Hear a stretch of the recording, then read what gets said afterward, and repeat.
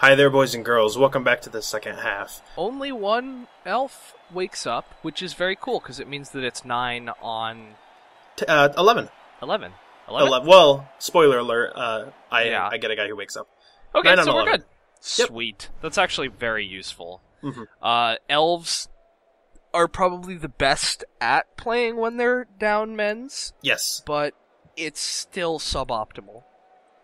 Unfortunately, did he really like all elves LOS minus the thrower? He wants to score this turn, or the next turn. He would like to two-turn a lot, I think. I think he wants to give himself the most time to steal the ball from you. That's true. Because if he scores in 2 turns, then you have to score in, no more than 4 turns. Or, no less than 4 turns, because otherwise he'll just score. And he don't care. As seems to be the a common point in these games, is the team I'm playing against is really naturally good, and I have to very carefully balance how I play in order to make sure. I have to be extremely finesseful. Is that a word? Full of finesse, and in order to not lose, to put myself in the best position. The upside is that the player that kept sleeping was Buble, his thrower. Yes. Oh, that is good. Which means that he didn't get to kick off return, so he didn't. The ball didn't land on him. Yep. And he doesn't have a player with pass, which means that he actually has to roll more dice. Or spend a reroll or whatever. Lightning Bolt paying off. Paying off for me and not for him. He has most definitely used his Lightning Bolt. I remember him in the match the Lightning Bolting Santos to no effect, so... I would Lightning Bolt Santos too. That's probably a good call. He deserves it. As a person who loves Santos more than probably most of you, which is saying something considering how much a lot of you enjoy Santos. Santos is my favorite. Santos is the best. He's the best fool. If you're playing against me and you have a Lightning Bolt, you should Lightning Bolt Santos. I'm still pretty sure that the Ballad of Santos is probably the best thing to come of this thread. It's a very good. That was a good post. That was high quality post. It's really nice to see block logs coming back up. Yeah, considering that useful. that whole stupid first half. Thanks again, recording. Thanks, Fraps. Mm-hmm. So he's gonna. I guess he's gonna go for it. He's got 2 people to put in the backfield now, 2 or 3 instead of He's punching Bone one. Cruncher McGraw pretty hard, which is probably smart considering that does double duty. Yep. He's gonna have to leap now, though. Yes, is he true. prepared to roll the dice? Or he'll just do regular dodges because he's a big old jerkety jerk face who jerks. It's not that bad. Bennett will probably leap through just because the dice are a lot better. The staggered approach means that if he stands, well, I guess, right... he has rerolls on his dodges. He doesn't have that's reroll true. on his leap. And the leap is a single 3+ without a free reroll, whereas the dodge is a 3+, 2+ with reroll. There's a lot of math in it. Hey! Heyo! Nat cool was thing plus is agility, so that was a 2+. Smooth. That is not what he was shooting for. So I surprisingly, I take some thinky time, and I did that in the first half as well. I was try-harding this shit up, trying to decide where to best to place my guys. I'm about to sneeze, so 7 medicines, please talk while I do it. It's pretty important to think a lot when you're up against Wood Elves, because Wood Elves are really good at punishing bad positioning by suddenly having 6 elves where you don't want them to be. Yep. Wood Elves and Skaven are very often compared. The main difference is that Skaven have gutter runners, which are better with age, I guess. Oh, I know what I'm doing. Whereas War Dancers are just total dicks. Do you know what I'm doing? You're Wait for getting ready to surf Bennett. Correct. Yes. That's a pretty sick surf setup, I gotta say. Frankie can totally score, but who cares? You can't stop them both from surfing, so you might as well... Or you can't stop them both from scoring, so you might as well surf Bennett. Now, the way Frenzy works... and also I totally could have surfed one of the War Dancers earlier, but I decided I want to throw 14 blocks on this guy instead of trying to surf him, and it turns out I couldn't POW him. But except for the one where you push him out so the POW doesn't matter. Yep. Stun isn't helpful, but he's off the pitch for this drive, so if by some miracle he doesn't score, he's actually in a bad position, like if he fails this pass. Yes, absolutely. Wolf Blitzer is now easily counter-surfed. Should he choose to take that. It'd be a 1dB, but... It'd be worth it. It would absolutely... It would be worth it. Actually, how? No. It'd be like a minus 11 billion dB, because you... he's going to do. Yep. Oh, he's going to do that. Well, that's not the right place to put that guy. No, that's not the right place to put that guy at all. That's still a -2. It's a -2, but -2 dB is not terrible. Oh, unless you do that. Hooray! Rerolls. So, Oh, by the way, I'm just going to throw this out there. Don't -2 dB as your first action of the turn. Yeah, no, don't do that. Also, I'm going to surf this guy because I have to surf this guy. Like, this guy, that's a plus movement catcher. That's a plus movement catcher with shadowing. I have absolutely. To surf him. I have to. End his existence. And then you can get in pretty hard just by running at the guy who is not a thrower. Another KO. Nice. He forgot how assists work. Yeah. If he had placed his player so that he was next to both Beef Slab and McGruff, he could have made it a 1dB. But he sure could. It was a -2, and that's not good. It's not good at all. There are not a lot of elves on the field now. There are 5 elves on the field now. Where there were 9, there are now 5. 5?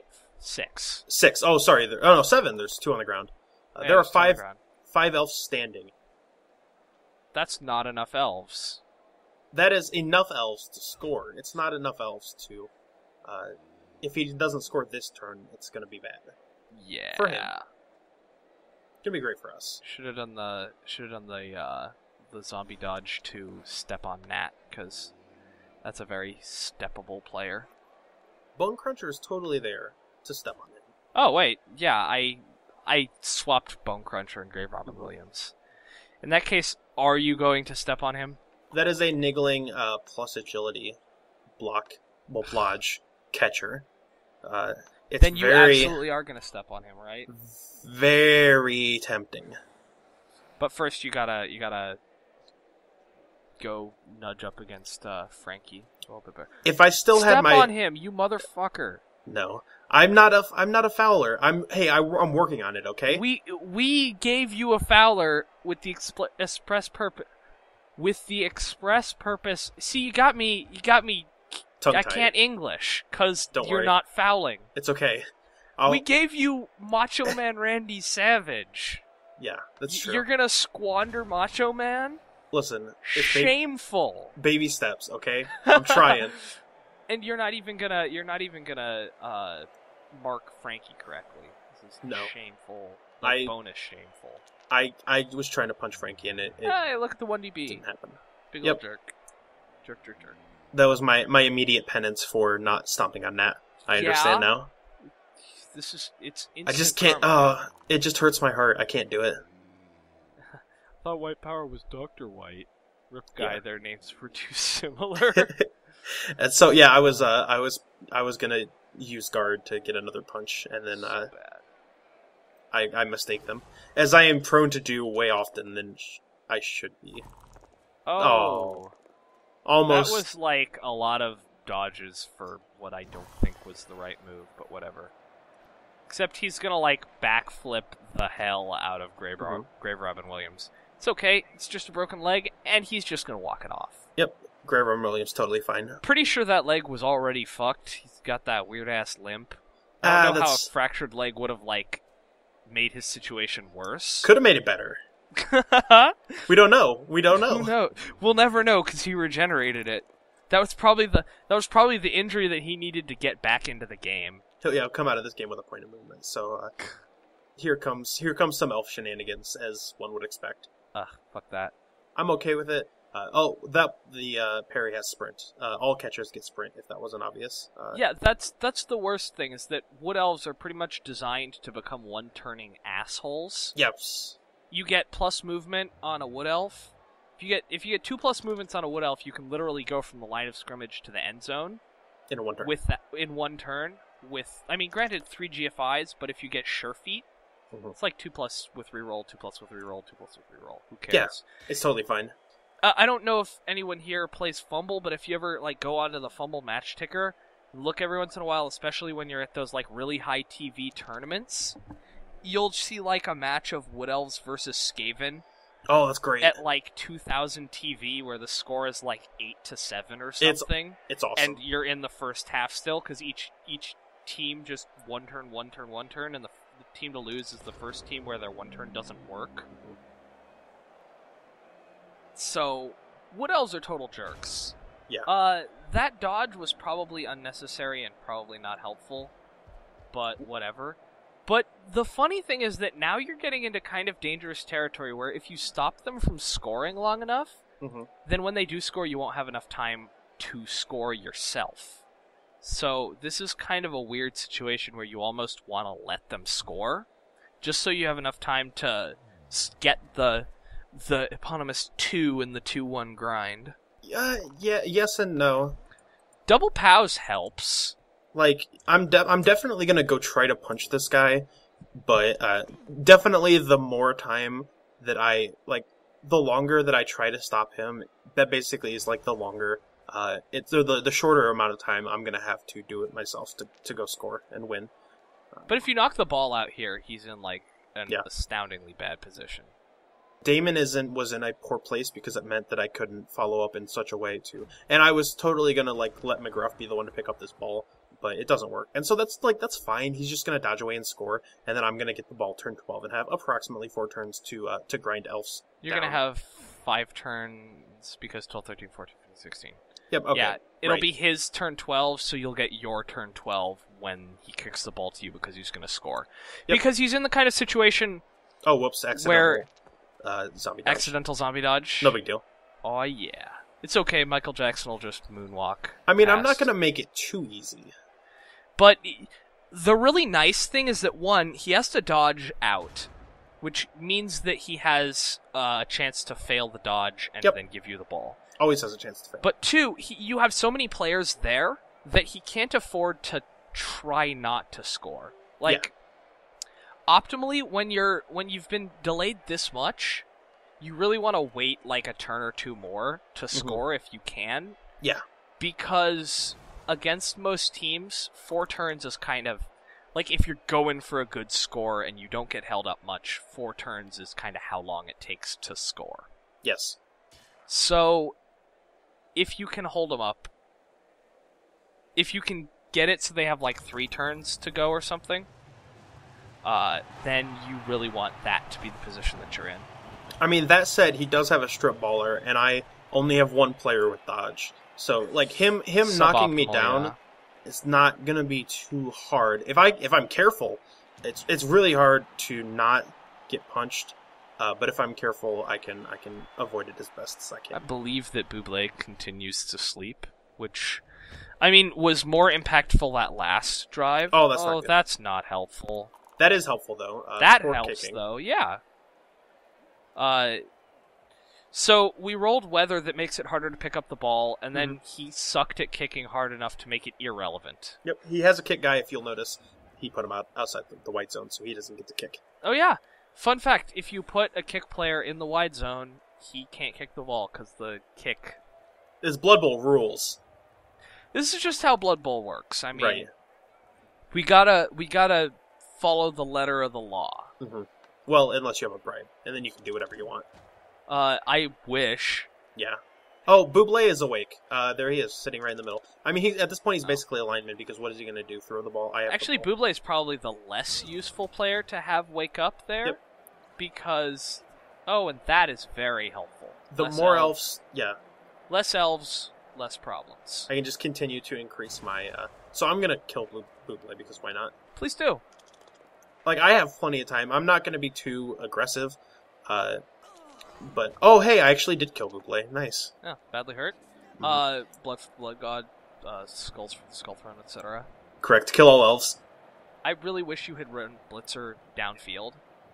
Well, yes and no. I have time. I wanted to... I'm there always are only terrified. 7 elves on the field versus 11 players. That's actually really, really bad. It's not as bad as it could be because two of them are War Dancers and therefore count as like 3 elves each. Oh, Johnny Rotten is my scoring threat.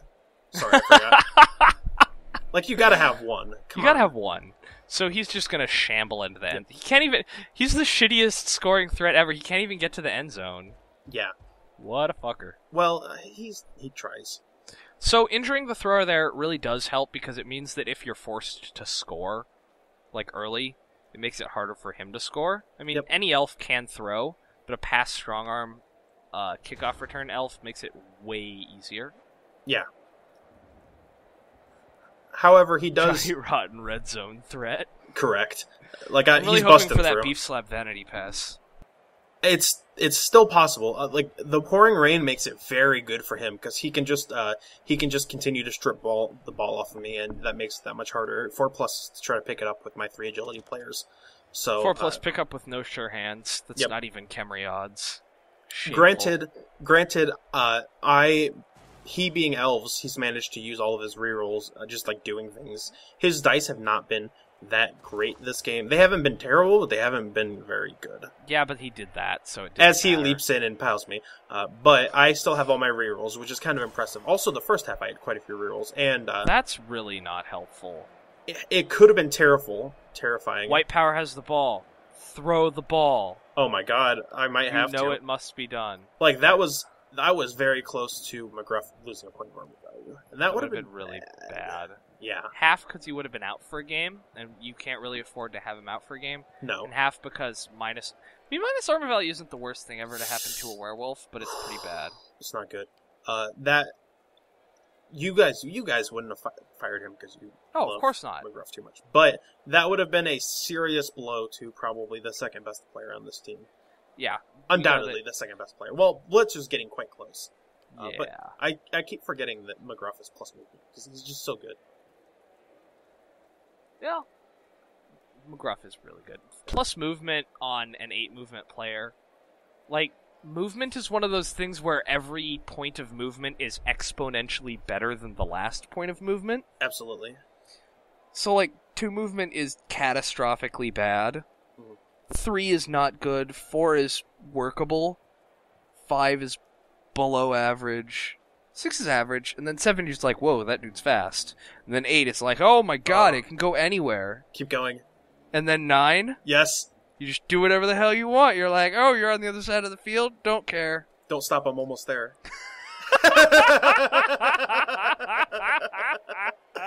What happens when you have 10 movement? What happens? Oh, he's dancing his elves.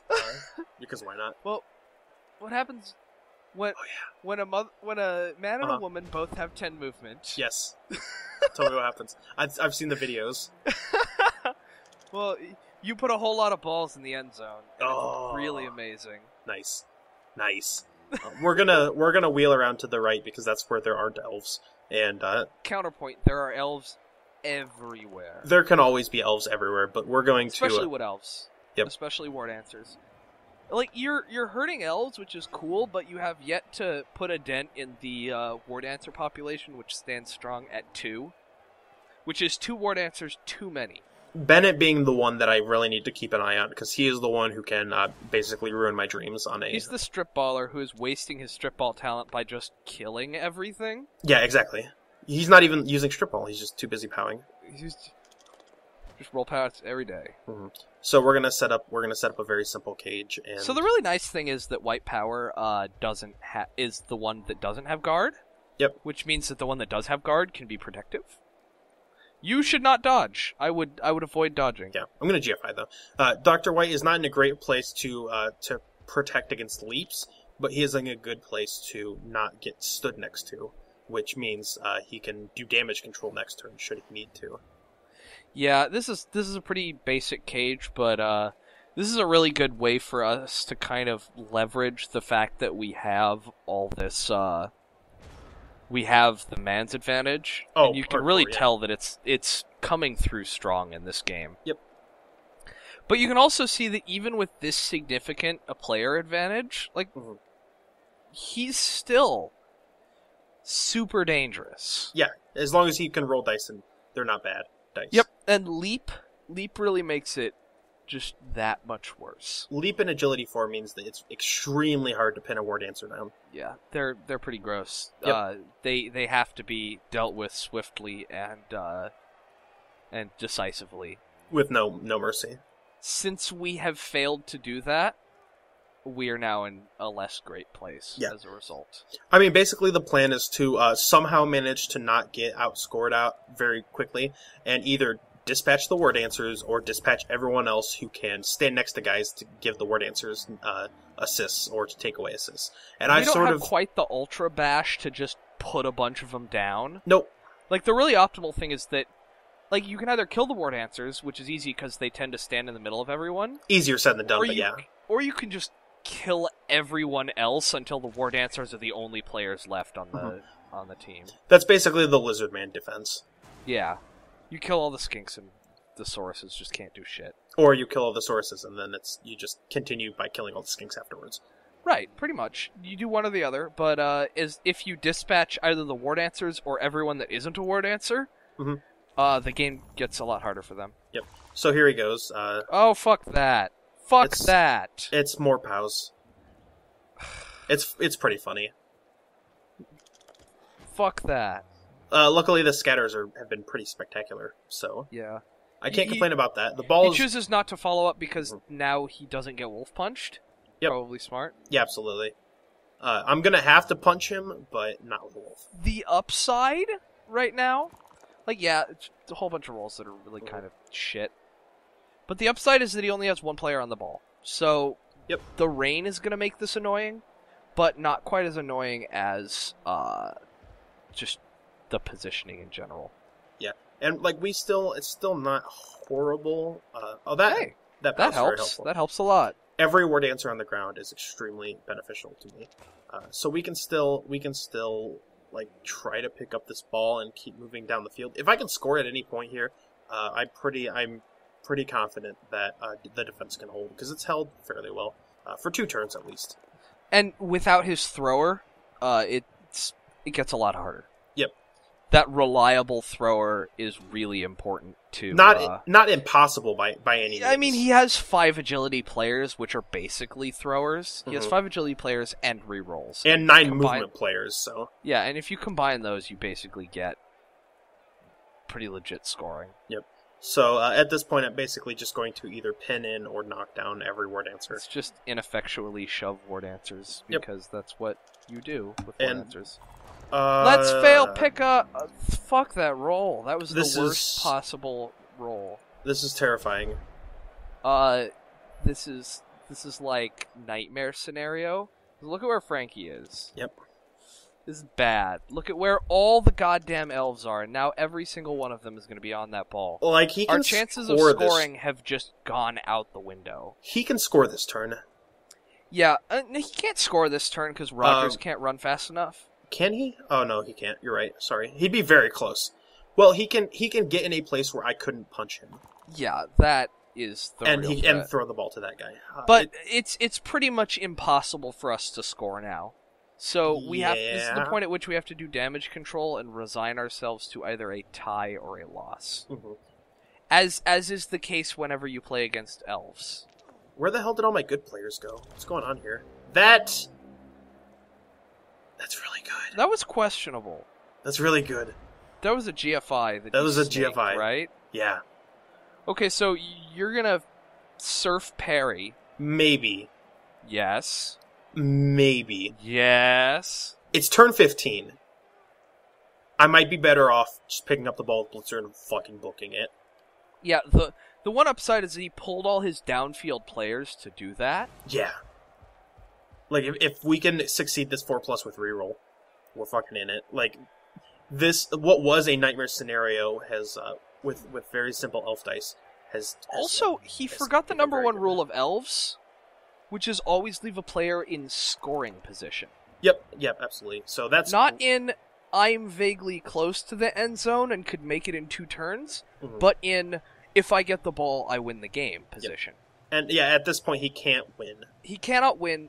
He can tie if he gets this ball free. I'm really annoyed that you moved Bonecruncher McGraw because this is basically the number 1 position that you want to... Like, I think Beef Slab should walk over and foul Bennett right now. That's very tempting. Obviously, I would just like to. You absolutely need to foul Bennett. Michael Jackson should foul Bennett. I'm busy. Foul the fucking War Dancer. Maybe. That's how this game works. You foul the goddamn War... Johnny Rotten. Johnny Rotten can now foul the War Dancer. He can't because he's like that. Oh yeah, that guy had dodge. Yep. So, I mean, Flesh Gordon, the 3D Flesh Gordon with the 3DB because catchers. Yep. So, okay, now he can foul the War Dancer. Foul the goddamn War Dancer. Like, plan 1 is to neutralize everyone who isn't the War Dancer, because the less people that can support the War Dancer, the better. I mean, hell, being in that position, if you just run him up above Bennett, already makes it harder. Foul the friggin' War Dancer. I hate you. I think it's time to foul the War Dancer. Yes. Let's do some dodges and some GFIs to foul a War Dancer. Oh yeah, you better look out, little War Dancer. Here comes Pelvis Costello to finish off the job. That awe at the end is the best thing. Thanks, Jade Star, for doing voices. So, Pelvis Costello, he gets so close, he makes the dodge and everything. And then he fails the GFI. And then he fails the GFI. Don't you love making the hard roll and then failing the easy one? Yeah, it's pretty... the worst. Well, love is that's a strange term, but... Love is a strong term. I'm not sure what he was thinking about. I guess, I don't know, it's turn 16. Like, you're gonna leap and punch Blitzer. That's the plan. So... I think he was thinking that he might GFI to mark Beef Slab. Maybe, like... And then he decided not to because he has no rerolls. And then he thought again. I don't know. I'm not sure what's happening. And then he dodged the War Dancer out, presumably just in case he fails this to minimize the punches. Like... And then he ran. And then he marked the dude with guard. Maybe he wants me to blitz Frankie with Blitzer and, like, forget about the fact that I could score when I could be surfing a War Dancer. Oh, yes, of course. He's going to make it a 2DB by... Oh. Okay, not bad. Dodging into tackle zones. Okay, he did like a billion. But I guess he does. But no, it's not a 2DB because he's going to leap to the square above Blitzer and stand in his way. Oh. Yep. If you're going to roll dice, you got to roll dice. I guess. Rogers is in a good place if the ball scatters. Pretty much anywhere the ball scatters, an elf can be standing on it, other than like a very rare case where the ball is on the sideline or next to Beef Slab. Like, there's going to be an elf on the ball should he knock me down. But dice. He got like the only combination of rolls that resulted in him not knocking you down or stripping the ball. All that work for a 2 and a 1. And unfortunately, that's the story of the game for him. This game could have been way, way scarier. I haven't won yet. But you tied. And this yes. could have... You've tied at the very, very least. Strip Ball didn't do a single thing this game, by the way. Well, the threat of it did. No, because he just powed me every time. I know, Strip Ball is very much a mental thing. It's an, oh god, I have to protect my ball from the strip baller. And that's basically so you how have I played to every game. Bunker up in ways that you normally don't, which is kind of a big deal. Yeah, absolutely. So, I feel like this game didn't properly show off how terrifying War Dancers can be and how scary they really are. Because he got to the ball, and then he either powed me or failed it. But the thing that was really interesting is that even if it didn't, show off how terrifying War Dancers are, one thing it did show off was that even when they're mediocre, I don't know why you're doing this. I'm looking at what my options are. So, I very clearly have to clear Lewis. Yes. At the very least. Or you could just clear Bennett and Frankie. Some chain pushing, I guess. I don't really have a great way to do that. You push Bennett and then you blitz Frankie. It's not hard. That's fair, I guess. It's super easy. I don't know why you're doing this. I really want it to go this way. I don't know. I wanted to roll more dice rather than less. Yeah, so I'm just gonna 3+, 2+, and win. I guess it'll work. I think it's time to win. Well, we won! Hooray, we beat elves. This was a game that shouldn't have been won, except that, the War Dancers clearly did very well. In not the right ways. But not in the right ways, and it wasn't enough. They came in with no spares, lost players, and that's pretty much... that's the big problem with Wood Elves, is that they're so expensive that you can't afford spares, but they're so fragile that you inevitably lose players. And like for the amount of plus movement plus agility, like he had 2 5 agility players, and you wouldn't really notice it because oh god, Flash Gordon levels up. So that's Flesh Gordon and Dr. White or White Power who level up. So normals, that's fine, that's great. Normals is good on Flesh golems. Yes. And so Dr. White, oh god, doubles. Oh god, doubles. He already has pass. Oh god. Should I just? I think I'm not. I don't think I'm gonna vote. Okay, so we'll see you guys for the next match. Bye.